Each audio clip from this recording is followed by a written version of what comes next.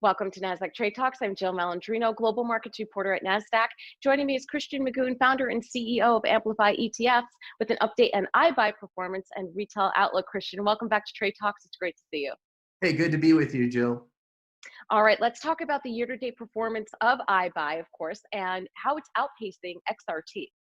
Yeah, so iBuy's had a great year. You know, we're in a stay-at-home economy, and a lot of people are doing shopping at home in a greater percentage than ever before. So that's been very good for online retail stocks. And iBuy, as the largest and first online retail ETF, has benefited.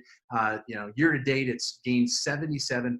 So it's about the eighth best performing ETF in the United States, excluding inverse and leverage products, and really outperformed the overall retail space. If you look at the Spider Retail ETF XRT, that's up about 8% year to date. So not quite a 10x outperformance, but a fair amount. And again, it's just due to so many people buying online. I'm sure you've been doing a lot yourself, as have I. Just more convenient, especially in this physical distancing economy. Yeah, I'll take up 77% on the year. That's not bad. So how is this different than other retail ETFs? Is it focused exclusively on online consumer names? That's right. So probably the biggest difference is its purity.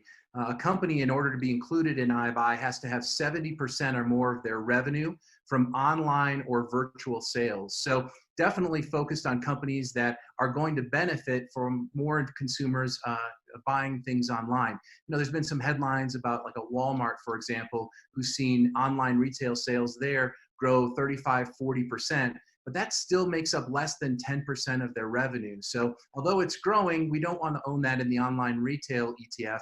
The other part about iBuy that I think is unique is that it's equal weighted.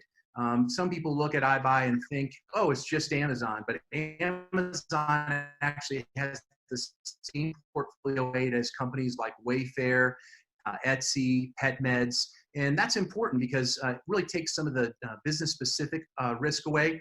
And believe it or not, this year, even though Amazon's having a great year, Amazon's only the 18th best performing online retailer in 2020. So 17 other companies have done a lot better than Amazon this year. So iBuy participates in Amazon, but doesn't have a 10, 15, 20% weight like its market cap would suggest. So we think that equal weighting approach really helps iBuy reduce some of the risk and increase diversification. Let's talk about the impact of COVID-19 to retail. Of course, we know that it's certainly done a number on the malls. I mean, we're seeing bankruptcies occurring, nearly day to day.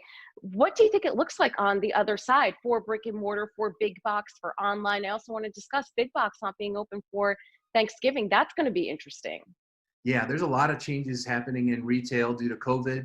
A lot of the COVID impact is really just fast forwarding trends that were already happening in the industry. So more and more shopping has been done online. Believe it or not, though, we're still less than 15% of US retail sales being done online. We see that moving to closer to 20 to 30% over the next 3 to 5 years. So that move to online has really pushed brick and mortar to expand their online offerings, like Walmart and Target, who've actually done pretty well, also using their physical footprint differently. For example, to have customers pick up in their parking lot, or even maybe have some drone delivery out of some of their larger warehouses and facilities. So brick and mortar is moving towards online. At the same time, online retailers are moving towards brick and mortar because they want to have that seamless experience so that you can potentially walk into a store and pick up your package, or you can actually try it on or look at it. So online has a little bit of that disadvantage there. So I think as we come out of COVID, we're going to see more and more of this, what's called omni-channel retail experience. Mm-hmm. And that's a seamless experience, whether you're buying online or in store. You can actually get delivery of that item, pick it up at the store, maybe go to a locker. These are where really Amazon and Walmart are converging.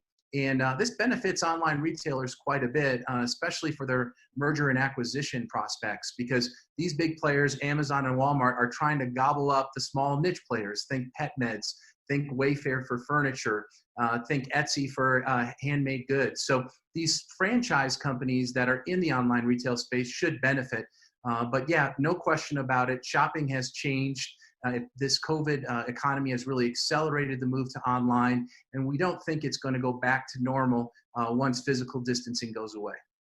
So you were saying that 15% of purchases are only done online. So there's obviously opportunity for iBuy even if you go to 20, 30% That's online. right. So when we look in like Asia and Europe, you see market share for online retail at closer to 25%. So the US is actually behind. I think we love automobiles, we love walking through malls and shopping, but that's changing now in a big way. So we think we're going to end up more like Europe and Asia.